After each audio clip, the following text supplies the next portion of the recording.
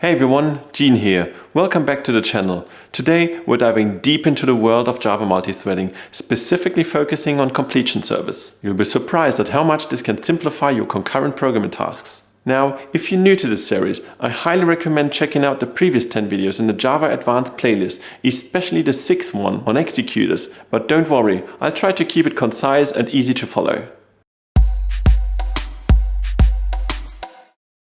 And now let's talk about the big question. What is a completion service? At its core, the completion service decouples the submission of tasks from the retrieval of their results. Imagine it like this. You're at a restaurant, you place an order, which is to submit the task, and then you can relax and do something else while the kitchen prepares your food. The waiter, which is a completion service, notifies you when your food is ready. This decoupling is key to writing more efficient and responsive applications. Let's see how it works. Essentially, completion service is like a wrapper around the executor service we discussed earlier in the 6th part of the series about Java multithreading. Alright, so producers submit tasks using methods like submit, which takes a callable or a runnable. Each submission returns a future representing the eventual result of the task. Consumers can then use methods like poll to check for completed tasks or take to retrieve the next completed task. So poll is used for non-blocking and take is used for blocking variants. A common implementation is the executor completion service. This class extends completion service and executes tasks using the provided executor. As tasks complete, they are placed on a queue ready for the consumer to take them. To solidify these concepts, we'll revisit the Euler's number calculation example from the 6th video of this series. This time we'll use a completion service to make the code more elegant and easier to manage. The code discussed in this video can also be found on GitHub. You'll find a link in the video description below. Alright, now let's create ourselves a completion service example where we calculate Euler's number.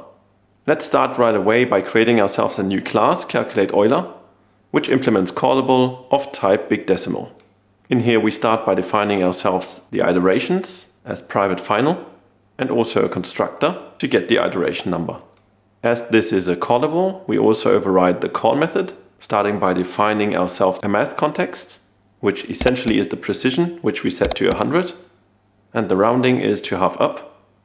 And for the result, we define ourselves a new big decimal result, pointing it to 0. For calculating all the iterations, we define ourselves a new for loop, starting at 0 and going up until to the iteration number. Here we need the factorial, so let's quickly define ourselves a method for that, private big decimal factorial, taking a big decimal n.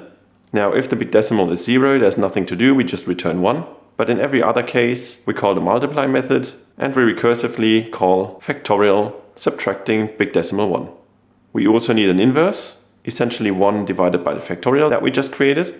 And let's not forget the precision. And the resulting inverse is added to the big decimal result, which is then returned to the caller. Now let's go to the main method and define what we want to do. First we create a service, then we create all tasks. Then we tell the executor to shut down after executing all the tasks, and then we get all the results. Now in the create service part, we define ourselves a new fixed thread pool of 10. Obviously you can define whatever number you want here. Then we define ourselves a new completion service of type big decimal, in which we pass the executor that we just created. Now let's go to the create all tasks part. Here we essentially have futures as a result. So let's call it future A, B and C, in which we create ourselves Euler's number in 17 iterations, in 170 iterations, and in 1700 iterations. Alright, in the tell executor to shut down, after executing all tasks, it's exactly what we're going to do. Executor shutdown, very easy to forget. And in the get all results part, we essentially create ourselves a for loop, essentially getting us all the results of the completion service, one by one. Alright, that's it. Now let's run the application. And here we can see 3 different Euler's numbers. I hope this video has given you a solid understanding of the Java completion service. If you found this video helpful, don't forget to like and subscribe for more Java content. In the next video, we'll explore the power of parallel streams.